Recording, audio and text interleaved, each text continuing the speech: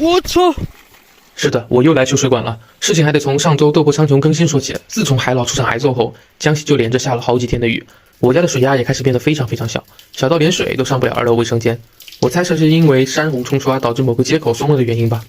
表层的荷叶上挂满了露珠，我开始沿着溪流检查每一个接口。第一个山通接口这里没有漏水，2号接口也正常，3号接口正常，4号接口也正常。一路检查一路溜达，随机抓取一个莲蓬，剥开一个莲子尝尝味道，如果味道一般的话，那就放它一马。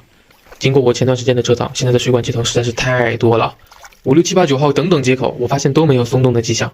当时的我就怀疑，难道又和上次一样，又是某个泥沙埋住的接口出问题啦？我把离水井最近的接口拧开，发现水压很小，但也是有水的。当时的我判断是下面那个地方堵了，那只能继续向下排查了。这儿有一个接口，那儿有一个接口，随机选取一个接口拆开放水，点点羊羊点中谁就当肥羊。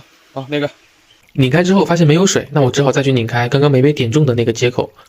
要我说啊，接口多也不是没有好处，起码我用2分法查堵塞方便啊。拧开的时候没有水，但过了一会儿水就来了。我决定像上次一样，让它放一会儿水，看看能不能冲开中间的堵塞物。我在田埂上就着荷叶坐下，顺便给大家展示一下这个越狱的莲花。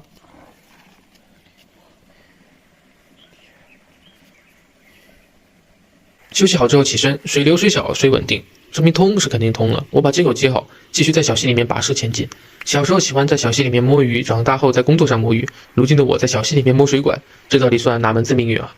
回到刚刚那个接口处，发现水顺利流下来了，证明这一段也是没问题的。再往下一个接口拧开看看，发现一丁点儿水都没有，这部分的水管都被河沙给埋住了。我猜测问题就出在这河床底下。我回家拿工具，我要把这些水管都给翻出来。以前我以为回村是给自己休年假，现在我觉得回村就是给自己遭罪的。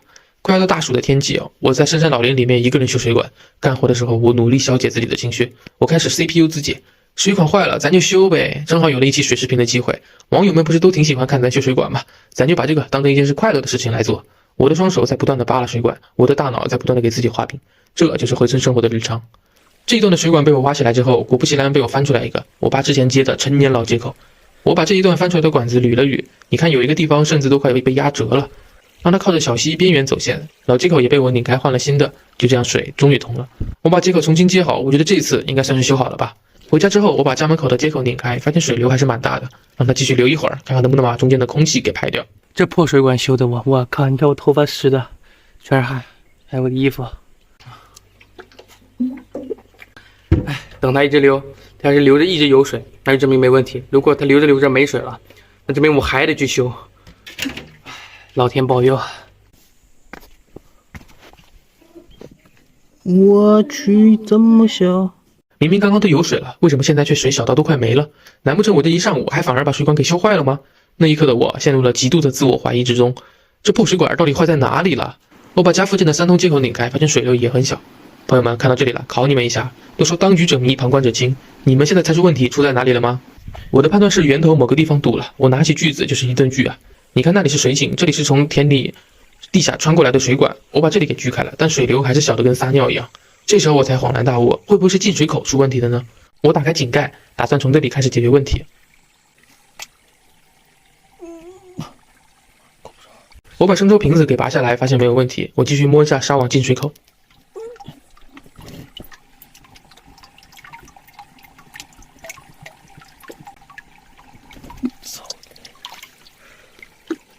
我好像摸到了一个藻类的东西，把它给抠开了，不知道水有没有大，去看一下。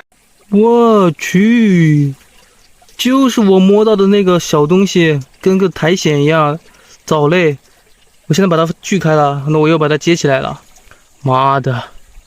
不要着急嘲笑我哈，刚刚我让你们猜的时候，有几个朋友猜到了呢？以前只顾着上学打工的我，极度缺乏生活经验。换一个农村人，估计看到前面3通接口有水流出来的时候，就能立马想到是进水口出了问题。而我却盲目的把上一次的维修经验当成了金科律令，误以为是水管接口出了问题，导致做了很多的无用功。被我拧开的几个接口都流出来了很多的水，我依次接好准备回家，但做人是不能骄傲的。开头摔跤的那一幕就发生在这一刻。朋友们，生活经验真的很重要，不然就会像我一样做很多无用功，很无奈，很崩溃，把自己搞得又累又辛苦。你考那下哈，洗个澡。嗨，我的头大呀！哎，你考那下洗个澡呢？这我也洗好，我也来了。好。这水不就大了起来啊？有点东西了啊！哎，洗澡去。我一定啊，要把这个水管给改一下，这个接头我一定要把它接上面点，不然清理都清理不了。现在就去下单材料啊。